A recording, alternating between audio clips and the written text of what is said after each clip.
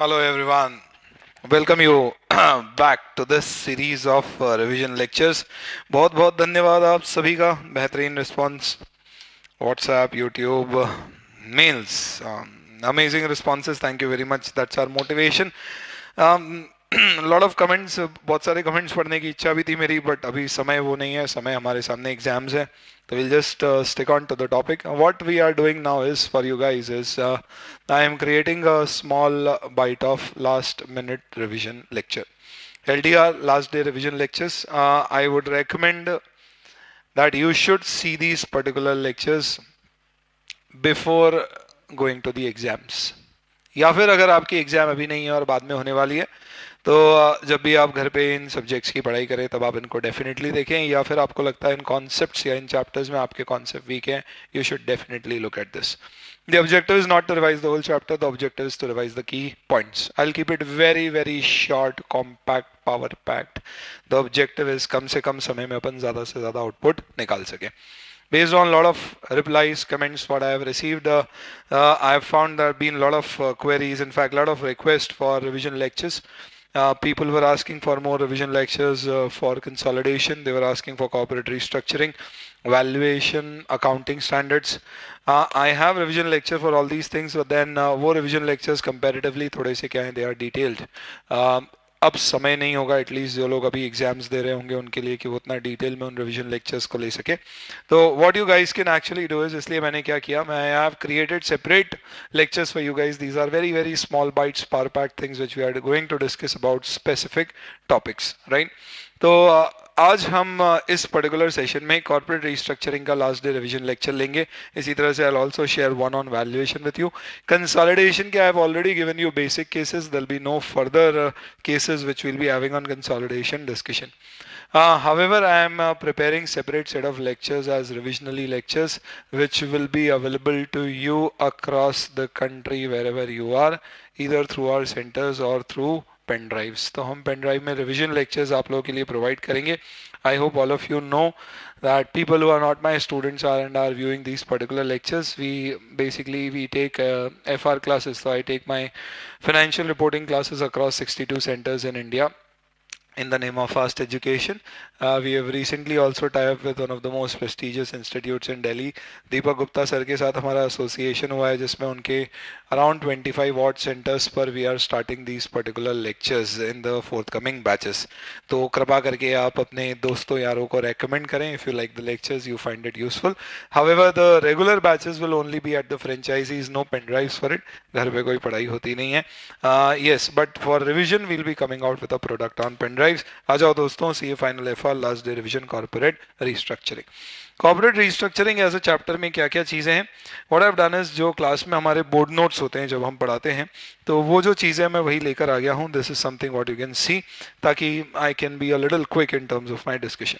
दोस्तों, corporate restructuring का जो चैप्टर है, एग्जाम में एक क्वेश्चन 16 मार्क का तय है. बहुत रेयर केसेस में दो क्वेश्चन 16-16 मार्क के इस चैप्टर से आए हैं. कुछ केसेस में एक 16 मार्क का क्वेश्चन और एक 8 मार्क का क्वेश्चन पूछा गया है. हमारे तरीके में हम क्या करते हैं, इसको डिवाइड करते हैं कुछ पार्ट्स में. सबसे पहले अमलगमेशन जो आप लोग कहते हैं, acquisition of company, that is part 1. Then we have acquisition of business which is part 2 of corporate restructuring. Acquisition of company में क्या होता है, ए ने बी को एक्वायर किया, बी खत्म हो गई और ए में मर्ज हो गई, या ए और बी मिलके सी बन गए, यानी एक ना एक कंपनी खत्म जरूर होती है. That is acquisition of companies. Amalgamation में हमेशा a plus B is equal to A या a plus B is equal to C होगा, यानी खत्म जरूर होगी कंपनी. एक्विजिशन ऑफ बिजनेस में ऐसा जरूरी नहीं. ए ने बी के सारे शेयर्स एक्वायर कर लिए, बी मेरी हो गई लेकिन बी अभी भी जिंदा है, उसका अभी भी बिजनेस कंटिन्यू होगा. ए और बी ने डिवीजन स्वैप कर लिए, मेरा लॉस मेकिंग डिवीजन उसको देके उसका लॉस मेकिंग मैंने ले लिया क्योंकि मुझे लगता है मैं उससे प्रॉफिट और वो मुझसे प्रॉफिट कमा सकता है. This is again acquisition of business. ये सब अलग अलग प्रकार की रिस्ट्रक्चरिंग है. भारत में एक्विजिशन ऑफ कंपनीज के लिए AS14 है, लेकिन एक्विजिशन ऑफ बिजनेस के लिए कोई अकाउंटिंग स्टैंडर्ड नहीं है, पर हम AS14 के ही प्रिंसिपल्स यूज करते हैं. इंडेस IFRS, हालांकि ये चैप्टर उसके अनुसार नहीं पढ़ा जाता है, वहां पर अगर आप देखोगे तो बिजनेस कॉम्बिनेशंस का एक स्टैंडर्ड जरूर दिया गया. इसके अलावा हमारे कोर्स में इंटरनल रीस्ट्रक्चरिंग है, similar to what you have discussed in IPCC level, very simple. Other forms of external restructuring like demergers, spin-offs, all that stuff. And then you have buybacks. तो corporate restructuring के पूरे chapter को अपन logically 5 part में divide कर सकते हैं. आज हम क्या करेंगे, ये जो हमारा लास्ट डे रिवीजन लेक्चर है इसमें हम क्या कवर करेंगे, सबसे ज़्यादा टाइम कंज्यूमिंग एरिया है एक्विजिशन ऑफ कंपनीज अमलगमेशन. हो सकता है आईपीसीसी लेवल पे ये आपका बहुत स्ट्रांग रहा हो, तो एज सच इसमें प्रॉब्लम नहीं हो. कईयों को ऐसा रहता है ना एपीसीसी में समझ आया ना फाइनल में हमने दिमाग लगाया, उनके लिए मेरा लेक्चर ज़रूर काम में आ सकता है. तो एक्विजिशन ऑफ कंपनीज का डिस्कशन आज हम करेंगे. आई होप कुछ टर्म से आप लोग वाकिफ हैं. Absorption, amalgamation, A plus B is equal to A absorption, A plus B is equal to C amalgamation.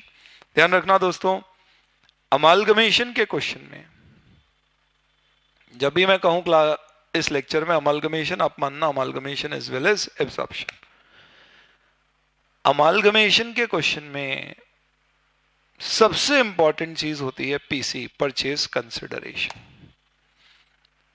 अगर आपने पीसी निकाल लिया, इसको पीसी को कर डाला, तो लाइफ का पता नहीं, पर अमलगमेशन झिंगलाला. अमलगमेशन के क्वेश्चन में सबसे इंपॉर्टेंट चीज है पीसी निकालना. और पहली चीज ध्यान रखना, अगर अमलगमेशन है A plus B is equal to C, तो 2 पीसी आएंगे.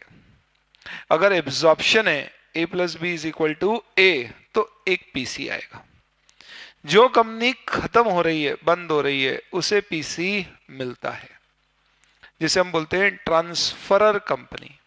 जो कंपनी कंटिन्यू करेगी वो पीसी देती है, उसे हम बोलते हैं ट्रांसफरी कंपनी. आपने सुना होगा अमलगमेशन की अकाउंटिंग 2 तरह से होती है, one is merger and one is purchase. PC किस में आएगा? दोनों में आएगा. मर्जर हो या परचेस, पीसी दोनों में आएगा.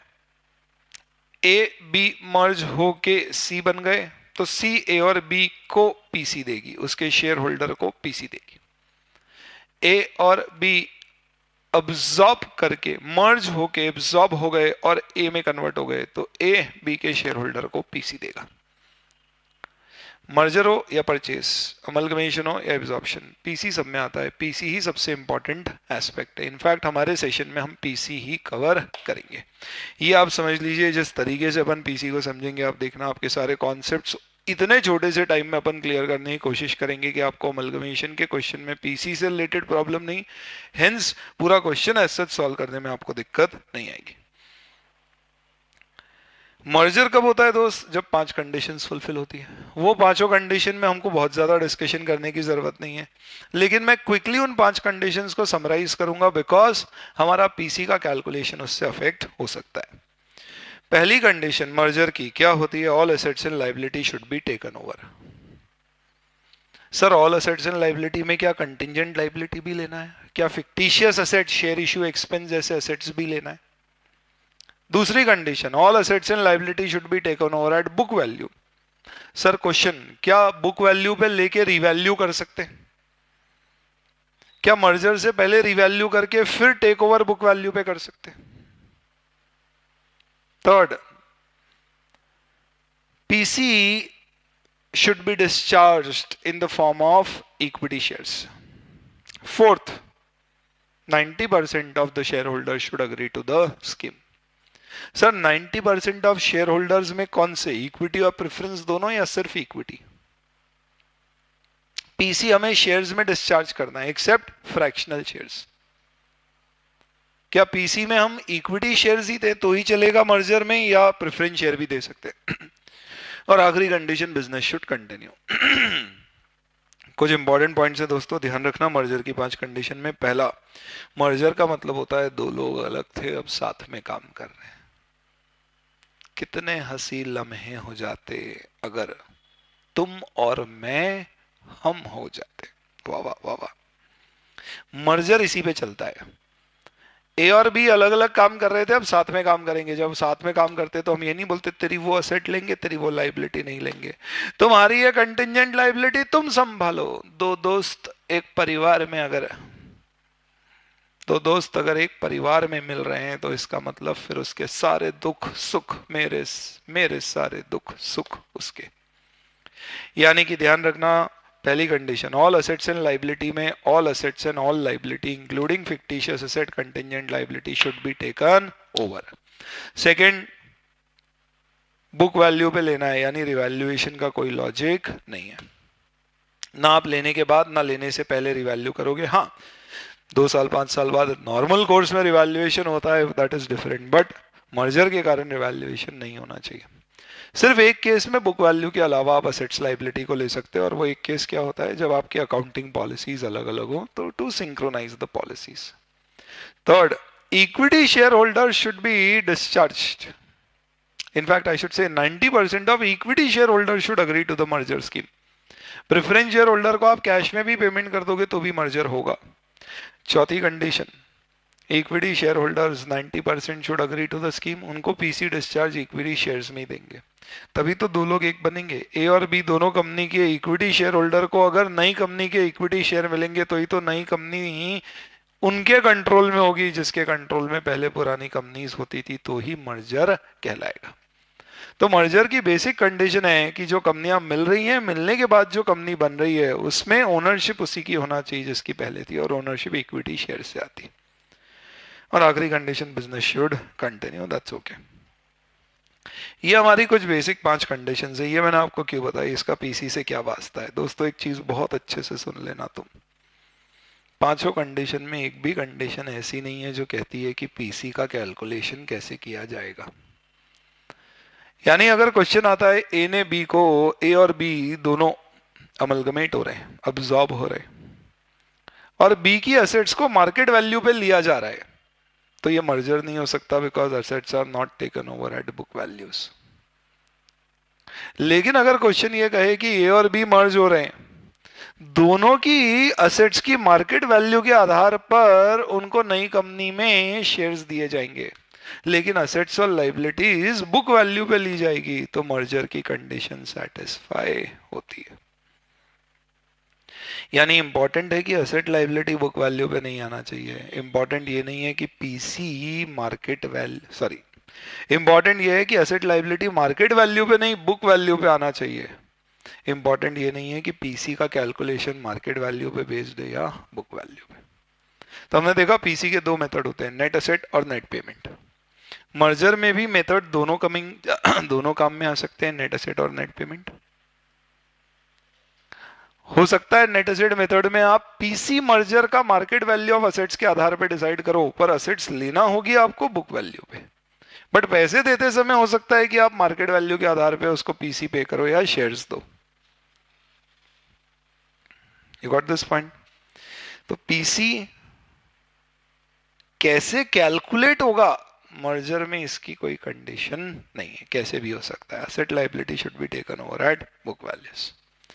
नेट पेमेंट मेथड में भी आप पीसी किसी भी तरह से दे सकते हो। मैं बोल सकता हूं कि मैं ए और बी को मर्ज करके सी बनाऊंगा, और सी ए और बी को उनकी मार्केट वैल्यू के आधार पे इक्विटी शेयर्स इशू करेगी। ये भी मर्जर हो सकता है, भले ही मार्केट वैल्यू ऑफ शेयर्स के आधार पे पैसे दिए जा रहे हैं, क्योंकि पीसी की कोई कंडीशन नहीं। तो दोस्तों अब सीधे आ जाते हैं अपन परचेज कंसिडरेशन के डिस्कशन पे। पीसी एज सच कैसे निकाला जाता है दोस्त? 2 मेथड होते हैं, नेट एसेट और नेट पेमेंट। उससे पहले आप पीसी में पहली डेफिनेशन सुन लो। Purchase consideration is the consideration given by the transferee company to the share holders of transferor company. यानी पीसी वो कंसिडरेशन है जो ट्रांसफरी यानी कि एक्वायरिंग कंपनी देती है, किसको? ट्रांसफरर कंपनी के शेयर होल्डर को। तो अगर मैं ट्रांसफरर कंपनी को कोई लिक्विडेशन एक्सपेंसेस के लिए पैसा दे रहा हूं तो वो पीसी में ऐड नहीं होगा। इंडेस में होता है, एएस में नहीं। हमको एग्जाम में क्वेश्चन एज पर एएस ही सॉल्व करना है, इंडेस नहीं। तो जब मैं पीसी का पेमेंट कर रहा हूं तो जो शेयर होल्डर को मैं पैसा दूंगा, यानी जो पैसा मैं ट्रांसफरर के शेयर होल्डर के लिए दे रहा हूं, सिर्फ वही पीसी में आएगा। शेयर होल्डर मतलब both equity as well as preference share holder. PC में 2 मेथड होते हैं, नेट एसेट और नेट पेमेंट मेथड। ये 2 मेथड में सबसे इंपॉर्टेंट चीज पता है क्वेश्चन में क्या होती है? ये पता करना कि क्वेश्चन में मेथड कौन सा लग रहा है। क्या ये क्वेश्चन नेट एसेट का है या ये नेट पेमेंट का है? इसको समझ लिया तो आपका अगला स्टेप बहुत आसान हो जाएगा पीसी निकालने का। क्या सर नेट एसेट और नेट पेमेंट निकालने में कौन सी बड़ी बात है? उसके बारे में आते हैं अपन। उससे बात करते हैं। उससे पहले आप पीसी के कुछ इंपॉर्टेंट पॉइंट सुन लीजिए ध्यान से। रिमेंबर, जब भी परचेज कंसिडरेशन कैलकुलेट करना है तो पहली प्राथमिकता अग्रीड वैल्यू को देते हैं, दूसरी मार्केट वैल्यू को, तीसरी बुक वैल्यू या फेस वैल्यू को। जैसे ए और बी एब्जॉर्ब करके ए बन में कन्वर्ट हो गए, A absorbs B to make A limited. अब ए बी को बीसी देगा। मैंने बोला ए ने बी को अपने 100 इक्विटी शेयर दिया जिसकी मार्केट वैल्यू 50 है पर अग्रीड वैल्यू 40 है, तो आप पीसी किस रेट से निकालना? 40। क्वेश्चन बोलता है जिसकी मार्केट वैल्यू 50 है, अग्रीड वैल्यू कुछ नहीं बोला है, तो आप ऑब्वियसली अज्यूम कर लेना कि 50 रुपए पे ही पीसी कैलकुलेट होगा। क्वेश्चन बोलता है ए ने बी को 100 शेयर पीसी के रूप में दिए जिसकी फेस वैल्यू 10 रुपए, मार्केट वैल्यू साइलेंट है, क्वेश्चन अग्रीड वैल्यू साइलेंट है, तो आपको मजबूरन फेस वैल्यू लेना है। क्वेश्चन में तीनों दिया है, क्या क्या? Agreed value, market value, face value. आप क्या प्रेफर करोगे? सबसे पहले अग्रीड वैल्यू दिए तो वो ले लो, नहीं दिए तो मार्केट वैल्यू ले लो, वो नहीं दिए तो फेस वैल्यू ले लो। ये तरीका है पीसी निकालने का। इसी तरह से सपोज आपने ये कहा कि ए ने बी को खरीदा और बी की असेट्स को 5 लाख पर वैल्यू किया गया जबकि मार्केट वैल्यू 4.5 लाख थी, तो आप पीसी कितने से निकालोगे? 5 लाख से। आपको कहा गया मार्केट वैल्यू 4.5 लाख है, अग्रीड वैल्यू नहीं दी, तो आप 4.5 लाख पीसी ले लोगे। कुछ भी नहीं दिया और नेट एसेट मेथड है, तो आप बुक वैल्यू को ही क्या मान लोगे? पीसी के कैलकुलेशन में जोड़ दोगे। ये सिद्धांत ध्यान रखना पीसी का, वेरी इंपॉर्टेंट। अब इससे अपन समझते हैं नेट एसेट और नेट पेमेंट मेथड, ये दो मेथड्स कैसे निकाले जाते हैं। ये मेथड मैं क्यों समझा रहा हूं? बस एक बेसिक चीज, मेरा मानना है दोस्तों कि परचेज कंसिडरेशन के कैलकुलेशन आप समझ लें तो पीसी निकालने के साथ साथ आपका अमालगमेशन का क्वेश्चन आसान हो जाता है। क्यों? Amalgamation in the nature of purchase में सबसे बड़ा मुद्दा होता है गुडविल कैपिटल रिजर्व, राइट? हम क्या करते हैं? Purchase consideration minus net assets is equal to goodwill और कैपिटल रिजर्व। किसमें? In case of amalgamation in the nature of purchase. Amalgamation in the nature of merger को भी साइड में रख दो, पहले परचेज। परचेज में सबसे बड़ा मुद्दा क्या होता है? पहले ये देखो कि अपन पीसी क्या दे रहे हैं, दूसरा ये देखो नेट एसेट्स कितनी आ रही है, दोनों के डिफरेंस को गुडविल कैपिटल रिजर्व में डाल दो। नेट एसेट निकालना मुश्किल नहीं है, क्वेश्चन में दी गई इंफॉर्मेशन से निकल जाती है। पीसी थोड़ा परेशान कर सकता है। पीसी कैसे निकालना है? तो पीसी निकालने के लिए पहले आप ये समझो कि मेथड नेट एसेट है क्वेश्चन में या नेट पेमेंट है। एक्सक्यूज मी, बहुत सिंपल तरीका है। ये तरीका सुनने से पहले एक सवाल का जवाब दो। गुडविल कैपिटल रिजर्व किस में आ सकती है? नेट असेट मेथड में या नेट पेमेंट मेथड में? गुडविल कैपिटल रिजर्व किस में आ सकता है? नेट असेट मेथड में या नेट पेमेंट मेथड में? गुडविल कैपिटल रिजर्व दोनों में ही आ सकता है सर, नेट एसेट में भी नेट पेमेंट में भी नहीं। सुनो, एक सिंपल सा फंडा समझो, इससे समझते हैं। सपोज फॉर एग्जाम्पल बर्थडे आया आपका, दोस्तों ने इस बार आपको बोल दिया भाई पार्टी देना ही पड़ेगी, नहीं तो तेरा हम सामाजिक बहिष्कार कर देंगे, क्योंकि आपने आज तक कभी बर्थडे की पार्टी दी नहीं है और अगर किसी ने बुलाया आपको तो आपने छोड़ी भी नहीं, सारी पार्टी अटेंड करी है। गिफ्ट तो देना हमारे स्वभाव में ही नहीं है, दोस्ती में क्या गिफ्ट, वो भी लड़कों को क्या देना। खैर,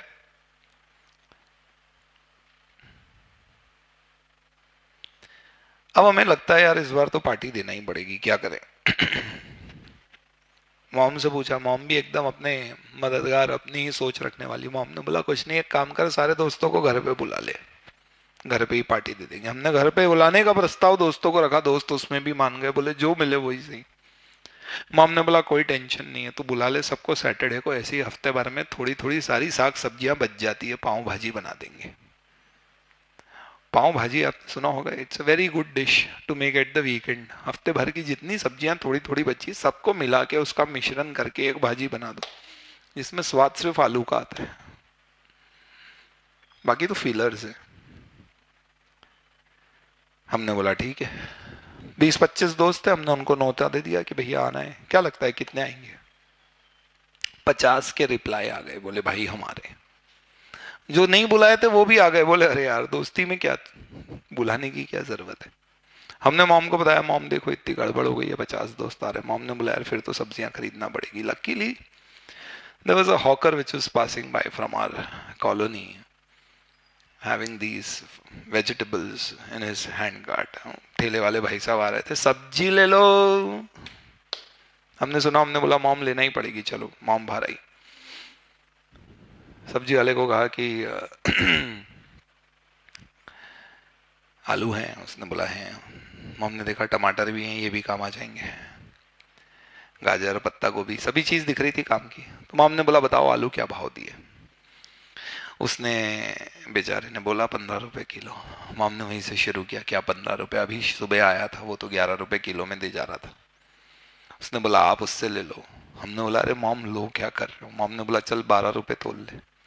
10 मिनट तो आलू में ही निकल गए। और हमको लग रहा है यार दोस्तों के आने का टाइम हो गया, इतना समय अगर निकल गया इसमें तो कैसे काम होगा। हम समझा रहे मॉम को जल्दी लो। मॉम ने बोला रुक, एक एक सब्जी का दाम तय करेंगे, फिर ये तोलेगा, उससे पैसे दे देंगे। हमने बोला यार मॉम बहुत देरी हो जाएगी। हमने ठेले वाले को बोला ठेले वाले सारी सब्जियां दे दे, ये ले 2000 रुपए। ठेला वाला मान गया। 2000 रुपए में हमने सारी सब्जियां ले ली। मॉम ने बोला अरे ये क्या किया? अपन एक एक करके सारी सब्जियों के भाव करके तोलते तो हो सकता है ये 1800 में मिल जाती। हमने कहा हो सकता है 2100 भी पड़ जाते। मॉम ने बोला हाँ हो सकता है। हमने बोला छोड़ो ना मॉम, कहाँ एक एक करके अपन हर असेट की वैल्यू निकालेंगे, अपन तो नेट पेमेंट डिसाइड करो और सारी असेट्स ले लो। इसे कहते हैं net payment method. Net payment method में मैंने 2000 दे दिए और सारी असेट्स लेकर आ गया उसकी। अब आप बताओ क्या संभावना है क्या कि मैं थोड़े ज्यादा दे आया हूं? गुडविल। संभावना है क्या मैं बचा के ले आया हूं? Capital reserve. सामने वाले की गरज ज्यादा रहेगी सारी बेचने की तो कैपिटल रिजर्व की संभावना बढ़ जाएगी, अपनी गरज ज्यादा रहेगी तो गुडविल की संभावना बन जाएगी। ये है नेट पेमेंट मेथड। इसलिए नेट पेमेंट मेथड में हम कभी भी क्या नहीं करते, हम असेट्स की वैल्यू के आधार पे पेमेंट डिसाइड नहीं करते। हमने ये नहीं कहा कि हम असेट को वैल्यू नहीं करते, हम असेट को बाद में वैल्यू करते हैं ये देखने के लिए कि पैसे कितने ज्यादा या कम दे दिए, क्योंकि बुक्स में तो हमें असेट रिकॉर्ड करना पड़ेगी। लेकिन हम उसके आधार पे पेमेंट डिसाइड नहीं करते। मॉम नेट असेट मेथड पे जाना चाह रही थी, हम नेट पेमेंट पर डील कराए। मॉम अगर नेट असेट मेथड फॉलो करती तो वो एक एक सब्जी की वैल्यू निकालती, उसका पैसा डिसाइड करती, टोटल लगाती, ये पैसा दे देती। कोई लाइबिलिटी होती तो काट के नेट पैसा दे देते, इसलिए नेट असेट कहते हैं, नेट असेट माइनस लाइबिलिटी। ये नेट पैसा अपन ने उसको दे दिया, उतने की असेट्स अपन ने ले ली, इसमें गुडविल कैपिटल रिजर्व का सवाल ही नहीं है। यानी नेट असेट मेथड में गुडविल कैपिटल रिजर्व आना ही नहीं चाहिए, क्योंकि फायदे नुकसान की संभावना सिर्फ तब बनेगी जब, बोलू, जब हम पैसा लंप सम में देंगे। ठीक है, ओके। तो आप क्वेश्चन में ये देखो कि आपको जो पैसे देने की बात हो रही है, क्या वो लमसम पैसे दिए जा रहे हैं या जो असेट्स की वैल्यू है बस उतने पैसे दिए जा रहे हैं? असेट की वैल्यू के बराबर पैसे दे रहे हैं तो वो नेट असेट है, नहीं तो नेट पेमेंट। नेट पेमेंट है तो मान के चलो गुडविल कैपिटल रिजर्व आएगा, नेट असेट है तो मान के चलो गुडविल कैपिटल रिजर्व नहीं आएगा। इसका मतलब क्या हुआ? पहले क्वेश्चन पढ़ो, ये डिसाइड करो नेट असेट है या नेट पेमेंट, और फिर उसके बेसिस पे पीसी निकालो। आया समझ में? अब मैं आपके सामने कुछ जो हम ब्रह्मास्त्र यूज करते हैं रिवीजन के लिए उसके कुछ क्वेश्चंस रखता हूं, उससे आप लोग ये डिसाइड करके मुझे बताना है ये नेट असेट मेथड है या नेट पेमेंट। शॉर्ट क्वेश्चंस है, क्विकली कुछ क्वेश्चंस लेंगे, सॉल्व नहीं करेंगे, सिर्फ नेट असेट और पेमेंट मेथड में डिसाइड करना है। याद रखना, लमसम पैसा दे रहे हैं नेट पेमेंट, असेट्स के आधार पे पैसा दे रहे हैं net asset. Goodwill capital reserve सिर्फ किस में आएगा? नेट पेमेंट में। किस में नहीं आएगा? नेट असेट में। सर ये रूल हमेशा होगा क्या? प्रभु हमेशा नहीं होगा, जनरली होगा। कुछ एक्सेप्शंस होते हैं, जैसे कि अगर आपने लिक्विडेशन एक्सपेंस का कुछ पैसा दिया तो वो गुडविल में ऐड हो जाएगा। कभी कोई स्टॉक रिजर्व आ गया, ट्रांसफरी ने ट्रांसफरर को कोई प्रॉफिट पर गुड्स बेच रखे थे जो आगे नहीं बिके, तो उस पर स्टॉक रिजर्व के कारण गुडविल आ सकता है। कई बार पीसी कैलकुलेट करने की वैल्यूज और बुक्स में लाने की वैल्यूज अलग अलग होती है। पीसी मैंने कैलकुलेट करते समय आलू को वैल्यू किया सपोज 500 रुपए पे, मैंने कहा बुक्स में मैं लाऊंगा 400 पे, तो पीसी भले ही नेट एसेट से दिया पर क्योंकि वो सेम वैल्यू पर बुक में एसेट्स नहीं आई है इसलिए डिफरेंस गुडविल में चले जाएगा। पर ये सब एक्सेप्शनल केस है, नॉर्मली नेट एसेट मेथड में गुडविल नहीं आएगी एक्सेप्ट दीज केसेस। या फिर ऐसा भी हो सकता है कई बार कि नेट एसेट मेथड में ही गुडविल वैल्यू कर दी जाए। मॉम ने बोला चल ये तेरी सब्जियों के इतने पैसे, पर तू बढ़िया सब्जियां लाया तो 50 रुपए हमारी तरफ से एक्स्ट्रा, तो ये तो हमने उसको बोल के गुडविल के पैसे दे दिए। पर वो गुडविल जो बैलेंसिंग फिगर से अपन निकालते हैं ना कि भैया नेट एसेट इतनी पीसी इतना, तो डिफरेंस गुडविल वो सिर्फ किस मेथड में होता है, नेट पेमेंट मेथड में, राइट। चलिए कुछ क्वेश्चंस देखते हैं अपन, उससे समझते हैं अपन। ब्रह्मास के हमारे क्वेश्चंस हैं बहुत सारे हैं, बट मैं सिर्फ कुछ ले रहा हूँ नेट एसेट पेमेंट आपको समझाने के लिए। देखिए, A absorbs B, determine PC. Okay, B के पास इक्विटी शेयर है 1 लाख के 10 रुपए के, प्रेफरेंस शेयर है 5 लाख के 10 रुपए के, डिवेंचर है 10 लाख के। इक्विटी शेयर होल्डर को हम इक्विटी शेयर देंगे 10 रुपए each, market value 25, exchange ratio 2:1। Equity share को आप क्या दे रहे हो, 1 लाख इक्विटी शेयर को 2:1 के एक्सचेंज रेशियो में 25 की मार्केट वैल्यू, 10 की फेस वैल्यू के एक शेयर्स। आप बताओ फटाफट पढ़ के क्या लग रहा है, नेट एसेट या नेट पेमेंट? क्या असेट के आधार पे पीसी डिसाइड हो रहा है? नहीं सर, शेयर्स की वैल्यू के आधार पे, यानी ये नेट पेमेंट है। इसमें आप जो पैसे दोगे और जितने की नेट एसेट आएगी डिफरेंस होगा, गुडविल कैपिटल रिजर्व आ सकता है। करेंगे क्या, 1 लाख बी के शेयर्स के बदले हम 2:1, 2:1 यानी 2 for 1, यानी 2 for 1, 2 लाख शेयर 1 लाख के बदले में देंगे। मार्केट वैल्यू है, फेस वैल्यू है, अग्रीड वैल्यू नहीं है तो मार्केट वैल्यू ले लेंगे, तो 25 इंटू 2 लाख यानी 50 लाख का पीसी आ जाएगा, जो हम किसको देंगे, इक्विटी शेयर्स। पीसी में शेयर होल्डर शब्द यूज किया तो प्रेफरेंस शेयर भी आएगा। Preference share are to be discharge at 20% premium by issuing equity share at market value. Preference share 5 lakh का है, 20% प्रीमियम पे डिस्चार्ज करना है और देंगे हम हमारे इक्विटी शेयर मार्केट वैल्यू पे। यहाँ पे पीसी कैसे आएगा, नेट पेमेंट ही है ये भी, और पीसी होगा कितना, 5 lakh, 20% premium 6 lakh. Shares issue market value पे होंगे। आप बताओ यहाँ पे हम किसके आधार पे 6 लाख ले रहे हैं, मार्केट वैल्यू या अग्रीड वैल्यू? मार्केट वैल्यू ना ना ना, अग्रीड वैल्यू। नहीं नहीं sir, market value, agreed value. 5 lakh की अग्रीड वैल्यू है, 20% प्रीमियम, अपने को उसको 6 लाख रुपए देना है। हमारे कितने शेयर इश्यू होंगे, ये पीसी निकालने का तरीका नहीं है, ये पीसी डिस्चार्ज करने का तरीका है। याद रखना एक और इंपॉर्टेंट बात, पहले समझो नेट एसेट मेथड है या नेट पेमेंट, और बाद में ये भी समझो कि पीसी कैसे निकल रहा है। पीसी दो तरह से निकलता है। कई बार ये दिया जाता है कि मैं जो ले रहा हूं वो 100 रुपए का है, कई बार ऐसा दिया जाता है मैं उसे जो दे रहा हूं वो 100 रुपए का है। जैसे कि आपका एक इक्विटी शेयर 50 रुपए पर वैल्यू किया गया है और उसके लिए जितनी जरूरत है उतने मैं शेयर्स अपने दूंगा, तो पीसी क्या हो गया, 50 रुपए पर शेयर। आपके एक इक्विटी शेयर के बदले में मैं मेरे आपको 2 इक्विटी शेयर दूंगा, मेरे इक्विटी शेयर की मार्केट वैल्यू 25 रुपए, तो पीसी क्या हो गया, 50 रुपए। तरीके अलग अलग है।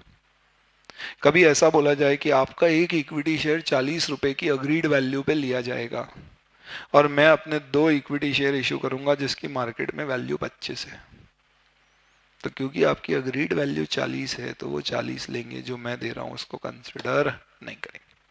देखते हैं अपन कुछ क्वेश्चंस। थर्ड क्वेश्चन देखते हैं। देखिए, A 50, B 30, market value. Shares of A are to be agreed to be issued at 20% below its market price. Number of equity shares of B are 10,000. देखो इस क्वेश्चन में ए का share 20% below market price पर issue होगा, ये agreed value है। Number of equity share of B are 10,000 और market value दी गई है। अब आप बताओ पीसी कैसे निकाले।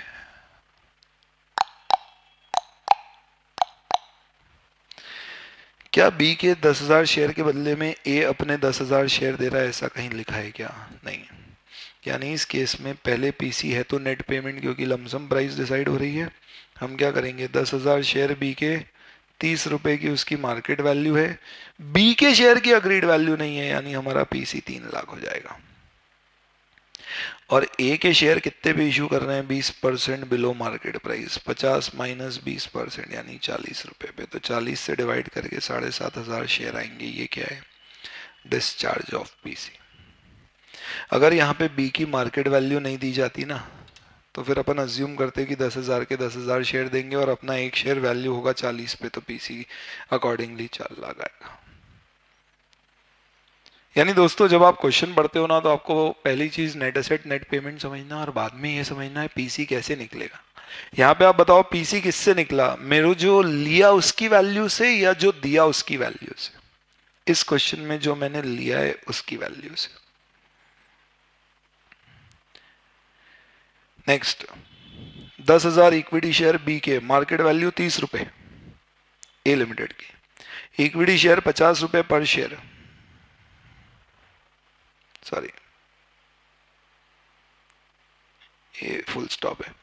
बी की मार्केट वैल्यू 30 है, ए की 50 है। PC discharge by issue of equity share of A limited, share of B limited are valued at 40 per share. यहाँ पे तो स्ट्रेट फॉरवर्ड हो गया, बी का एक शेयर कितने पर वैल्यू हो रहा है, 40 रुपए पे, तो 10,000 इंटू 40 यानी क्या हो गया, 4 लाख।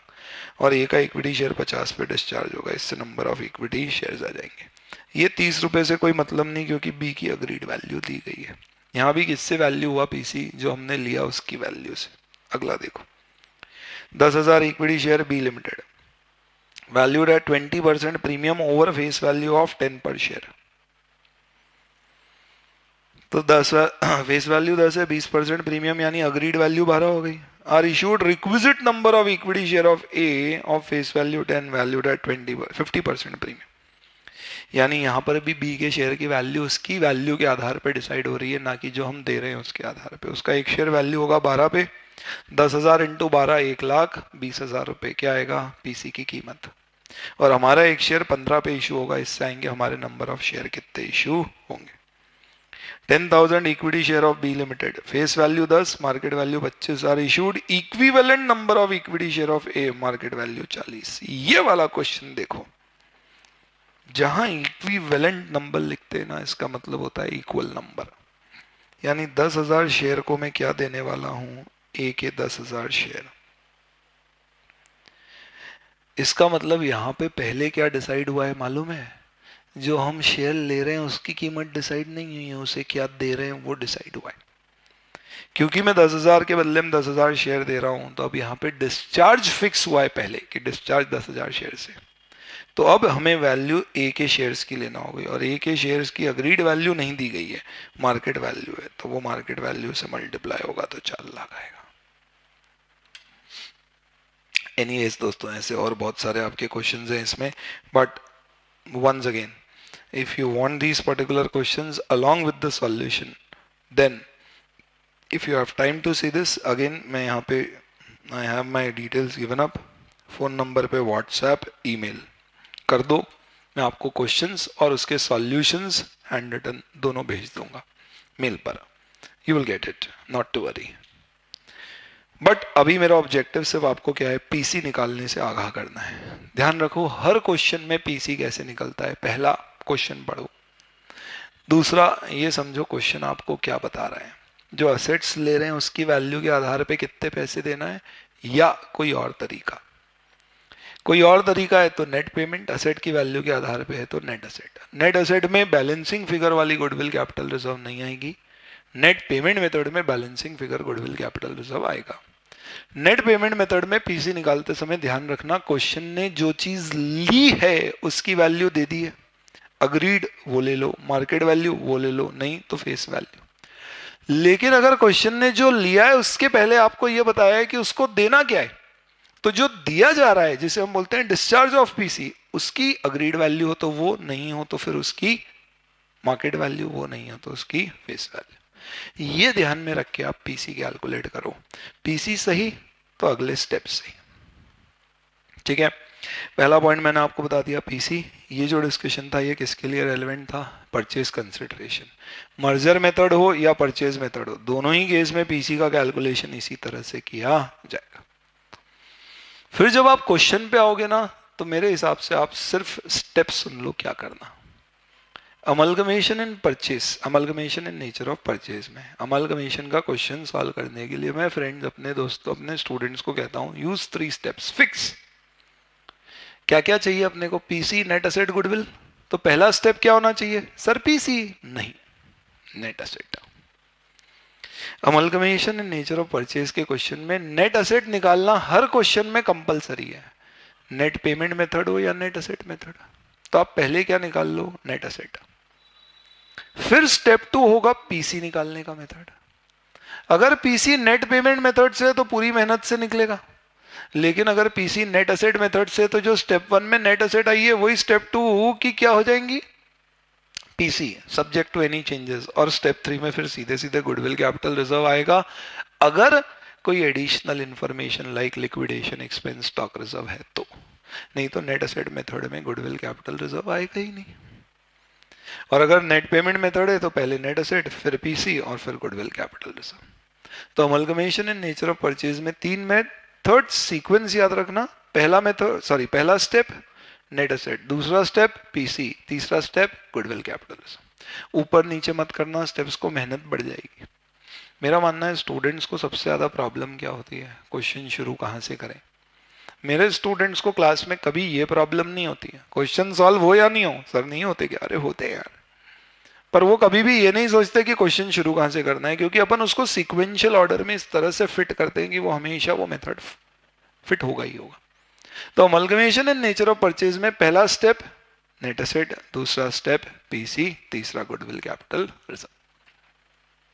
पर जब आप amalgamation in nature of merger में आओगे, मर्जर के केस में नेट एसेट्स निकालना जरूरी सिर्फ तब होता है जब पीसी नेट एसेट मेथड से, क्योंकि मर्जर में अपन सारी एसेट लाइबिलिटी को बुक वैल्यू पे ले लेते हैं, रिजर्व्स भी मर्ज करते हैं। फर्क सिर्फ क्या होता है?